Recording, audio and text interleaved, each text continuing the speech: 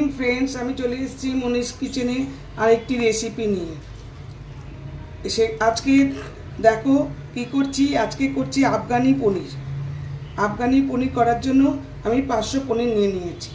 আমাদের লোক বেশি, তাই জন্য 500 পনির নিয়ে নিয়েছি। 500 পনিরকে আমি লম্বা লম্বা করে টুকরো টুকরো করে কাটবো। কেটে নেক্সট প্রসেস তোমাদের দেখাবো। এরমভাবে লম্বা লম্বা করে কেটে নেব, একটু লম্বা লম্বা করে কেটে নেব,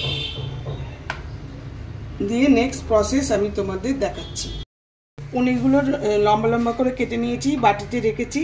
আর এইদিকে কয়েকটা কাঁচা লঙ্কা আর রসুন পেস্ট করে নেব। কাঁচা লঙ্কা আর রসুন পেস্ট করে নেব, একটু জল দিয়ে পেস্ট করব, কোনো অসুবিধা হবে না। আদা রসুন বাটা, এই যে আদা বাটা দিচ্ছি। এই যে রসুন আর কাঁচা লঙ্কা বাটাটা পেস্টটা দিয়ে দিলাম।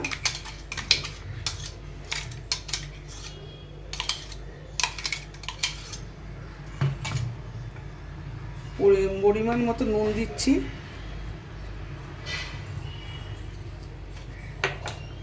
আর গোলমরিচের গুঁড়ো।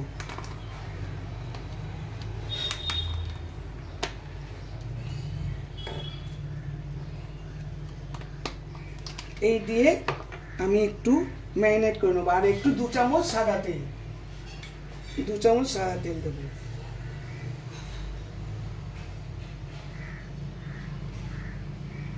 এই দিয়ে আমি ম্যারিনেট করে নেব।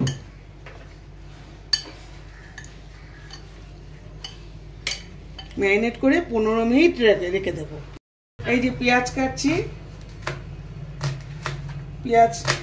পেঁয়াজ কাটবো। এই পেঁয়াজটা কেটে ছোট ছোট করে পেঁয়াজটা কাটলাম। এবার তেলের মধ্যে এগুলো ভাজবো। আমি গ্যাসটা এখন জ্বালাবো। গ্যাসটা জ্বালিয়ে এর মধ্যে তেল দেব। অল্প তেল, গ্যাসটা একটু গরম হয়ে গেল প্যানটা। এবার একটু তেল দিলাম। তেলটা গরম হোক। গরম হলে আমি পেঁয়াজ কুচি করে রেখেছি, কাঁচা লঙ্কা এগুলো দেব। তেলটা গরম হয়ে গেছে। এবার আমি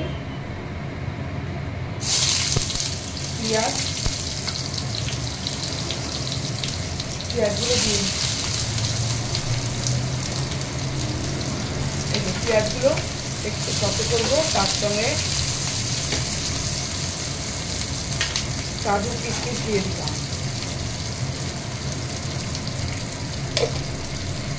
কাজু কিশমিশ দিয়ে দিলাম।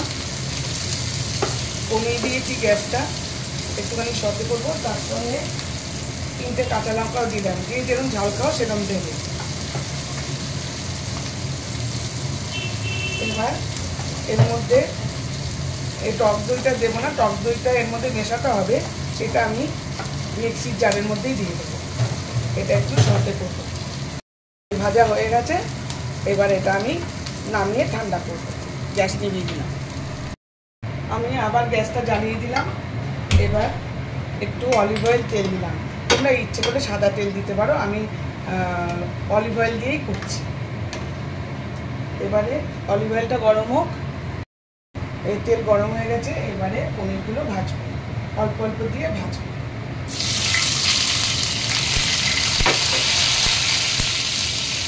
এই পনিরগুলো ভাজবো। এবারে অল্প অল্প করে পনিরগুলো ভাজবো, ভেজে রাখবো।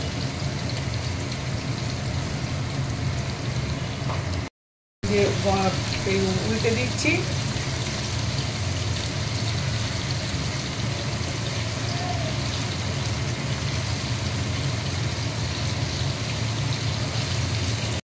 বন্ধুরা দেখো, এই যে পেঁয়াজ ঠান্ডা হয়ে গেছে। এর মধ্যে আমি দই দিয়ে দিলাম। এর মধ্যে দই দিয়ে এটাকে বাটবো। দই দিয়ে বাটবো। আর পনিরগুলো ভাজা হয়ে গেছে। এই যে ভেজে রেখেছি পনিরগুলো। এবার এর মধ্যে গরম মশলা আর তেজপাতা ভেজে দিয়ে দিলাম। গরম মশলা আর তেজপাতাটা দিয়ে দেবো।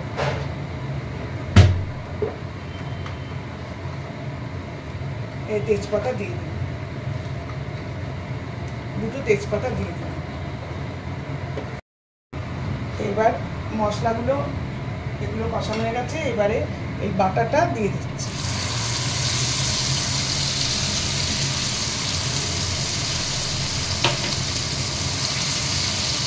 এই বাটাটা দিয়ে দিলাম, দিয়ে এটা খানিকক্ষণ চাপলাবো। এর মধ্যে আমি মশলা দেব। এই যে ধনে গুঁড়ো দিলাম 1 চামচ, 1 চামচ জিরে গুঁড়ো দিলাম, আর পরিমাণ মতো নুন দিলাম। এইবারে এইটা হোক একটুখানি, মশলাটা এর মধ্যে ভালো করে মিক্সিং করে এটা তেল বেরোবে। মশলাটা ভালো করে মিক্সিং হয়ে গেছে, এর মধ্যে আমি আদা বাটা দিলাম। আদা বাটা দেবো, আর ফ্রেশ ক্রিম দেবো।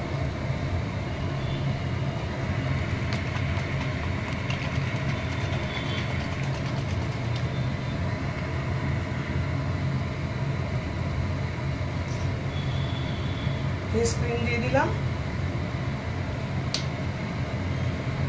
দিয়ে ভালো করে মিক্সিং। এর মধ্যে আর কসুরি মেথি, এটা একটু মিক্সিং করে নিই, তারপরে কসুরি মেথি দেবো। একটু হাতে ক্রাশ করে কসুরি মেথি দিয়ে দিচ্ছি, ভালো করে মিক্সিং করে নিই। আর ভাজা পনিরগুলো এর মধ্যে দিয়ে দিলাম।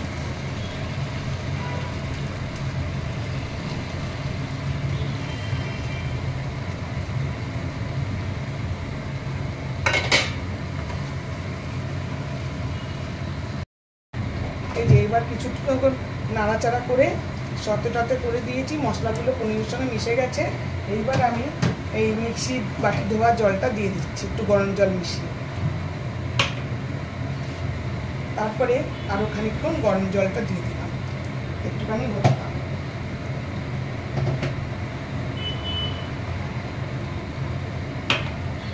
ঢাকা দিয়ে রেখেছিলাম, এবার ঢাকা খুলে এবার এর মধ্যে গরম মশলার গুঁড়ো দিয়ে দিচ্ছি।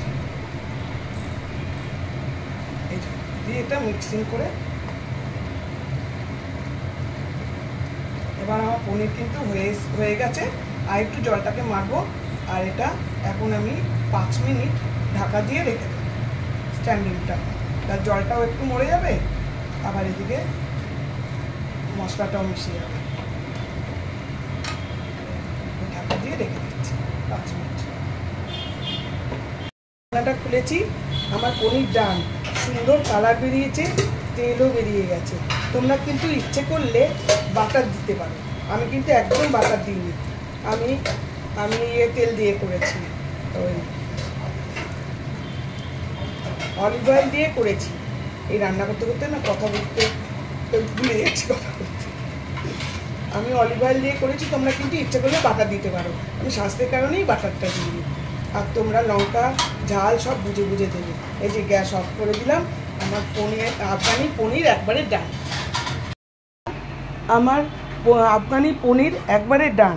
দেখো কি সুন্দর কালার এসছে, আর তেলটাও ওপরে ভেসে এসছে, খুব সুন্দর হয়েছে আমার আফগানি পনির। আশা করি যে খুবই ভালো খেতে হবে। মনে হয় তোমাদের খুবই ভালো লেগেছে।